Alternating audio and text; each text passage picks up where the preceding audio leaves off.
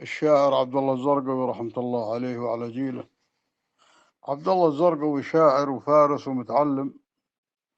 قرنسته وشعوره بالمسؤولية أوصلت إلى محاربة الفرنسيين في سوريا. مكث هناك فترة من الزمان وقال قصائد كثيرة فيه يسموها قصائد الغربة. الرجل هذا فارس، وهذا اللي خلاه يصل الشام ويقاتل الفرنسيين. بالنسبة لقصيدة الزمان يقول فيها اللهم صل على محمد، يقول جيت لاوني بشيبة ما يخاف الله ويتقيه، راس أكبر من شدة وعيون أكبر من هضاب القارة، حنيد الرجا كما الضيحان ونيابة مصورة، متحزم له بجنبية كما ذوقه ولحسبه، متغرد له بغرزه فوق راسه سدرة وبرايه، واحد أنا كسبه الهداء والأخرى ناصبنها، يوم مد يديه ورجوله وظافيره وصابعه، التزم في الشرق وفي الغرب وغلق شامها ويمنها، واحرق الدنيا بغليونه يعجعج في دخاينه.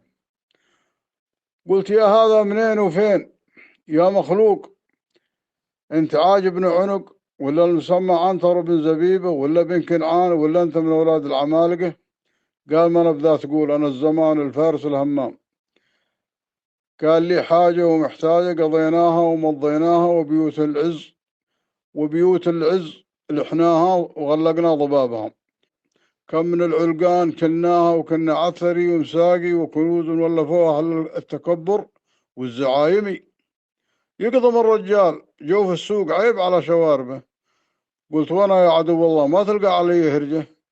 قال خل انت توزوك العمارية يكرمونك بالدراهم والدسم والبر والذرة، غير قبلك 6 رواري الربع حقت الصاع، غير قبلك 6 رواري ما تبقي لك ولا ديناري، كل ما جاء يمتلي كيسك غدا الله في بصائره.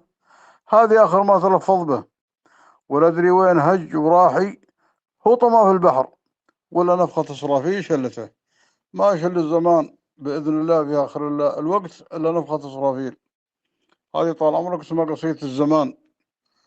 ويقال إنها قالها في جوع سادي لبداية الحرب العالمية الثانية، انقطعت الحبوب من قناة السويس ومن السودان ومن عصب ومن مصوع، فصار فيها مجاعة في الحجاز وفي كل مكان على كل حال، وما كان اعتماد الناس إلا على الله ثم على ما يحرثوه ويزرعوه في بلادهم. فعندما قلت الموارد هذه حصلت المجاعة اللي يسموها سادي زي الرورية هذه اللي ذكرها في بلهجة التهمان.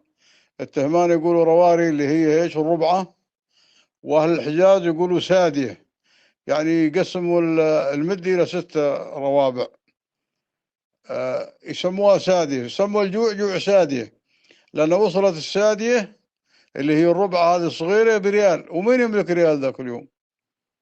ربعة تجي مليدك وبريال، ما عند الناس ريال في ذلك الوقت. ولكن الحمد لله، شوفوا النعم اللي احنا فيها اليوم، نحمد الله ونشكر، أسأل الله أن يديم نعمته علينا وعلى بلدنا.